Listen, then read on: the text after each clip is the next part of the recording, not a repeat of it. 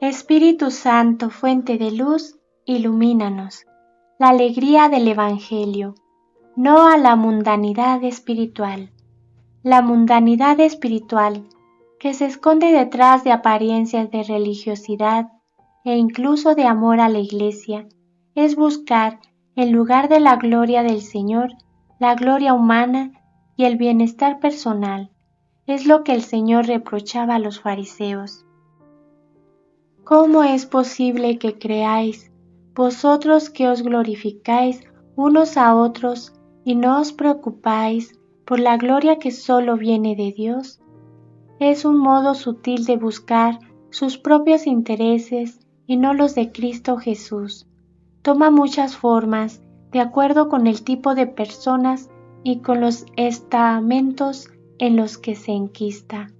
Por estar relacionada con el cuidado de la apariencia, no siempre se conecta con pecados públicos y por fuera todo parece correcto. Pero si invadiera la Iglesia, sería infinitamente más desastrosa que cualquier otra mundanidad simplemente moral. Esta mundanidad puede alimentarse especialmente de dos maneras profundamente emparentadas. Una es la fascinación del gnosticismo, una fe encerrada en el subjetivismo, donde solo interesa una determinada experiencia o una serie de razonamientos y conocimientos que supuestamente reconfortan e iluminan. Pero en definitiva el sujeto queda clausurado en la inmanencia de su propia razón o de sus sentimientos.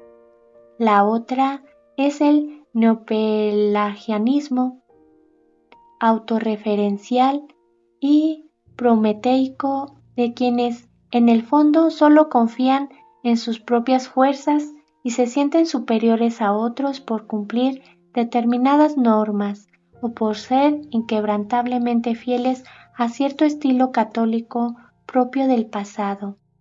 Es una supuesta seguridad doctrinal o disciplinaria que da lugar a un eliticismo narcisista y autoritario, donde en lugar de evangelizar lo que se hace es analizar y clasificar a los demás, y en lugar de facilitar el acceso a la gracia, se gastan las energías en controlar. En los dos casos, ni Jesucristo ni los demás interesan verdaderamente, son manifestaciones de un inmanentecismo antropocéntrico. No es posible imaginar que de estas formas desvirtuadas de cristianismo pueda brotar un auténtico dinamismo evangelizador. Esta oscura mundanidad se manifiesta en muchas actitudes aparentemente opuestas, pero con la misma pretensión de dominar el espacio de la Iglesia. En algunos hay un cuidado ostentoso de la liturgia, de la doctrina y del prestigio de la Iglesia, pero sin preocuparles que el Evangelio tenga una real inserción en el pueblo fiel de Dios y en las necesidades concretas de la historia. Así, la vida de la Iglesia se convierte en una pieza de museo o en una posesión de pocos. En otros, la misma mundanidad espiritual se esconde detrás de una fascinación por mostrar conquistas sociales y políticas, o en una vanagloria ligada a la gestión de asuntos prácticos, o en un embeleso por las dinámicas de autoayuda y de realización autorreferencial. También puede traducirse en diversas formas de mostrarse a sí mismo en una densa vida social llena de salidas, reuniones, cenas, recepciones. O bien se despliega en un funcionalismo empresarial, cargado de estadísticas, planificaciones y evaluaciones, donde el principal beneficiario no es el pueblo de Dios, sino la Iglesia como organización. En todos los casos, no lleva el sello de Cristo encarnado, crucificado y resucitado, se encierra en grupos elitistas, no sale realmente a buscar a los perdidos, ni a las inmensas multitudes sedientas de Cristo. Ya no hay fervor evangélico, sino el disfrute espurio de una autocomplacencia egocéntrica.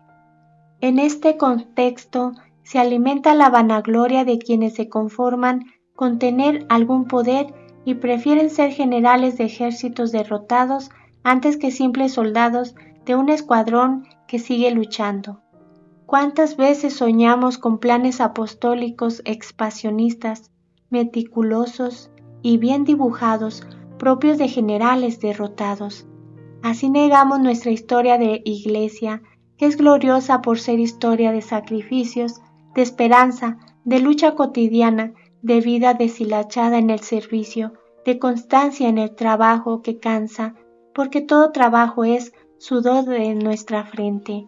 En cambio, nos entretenemos vanidosos hablando sobre lo que habría que hacer, el pecado del habría-queísmo, como maestros espirituales y sabios pastorales que señalan desde afuera. Cultivamos nuestra imaginación sin límites y perdemos contacto con la realidad sufrida de nuestro pueblo fiel. Quien ha caído en esta mundanidad mira de arriba y de lejos, rechaza la profecía de los hermanos, descalifica a quien lo cuestione, destaca constantemente los errores ajenos y los obsesiona por la apariencia.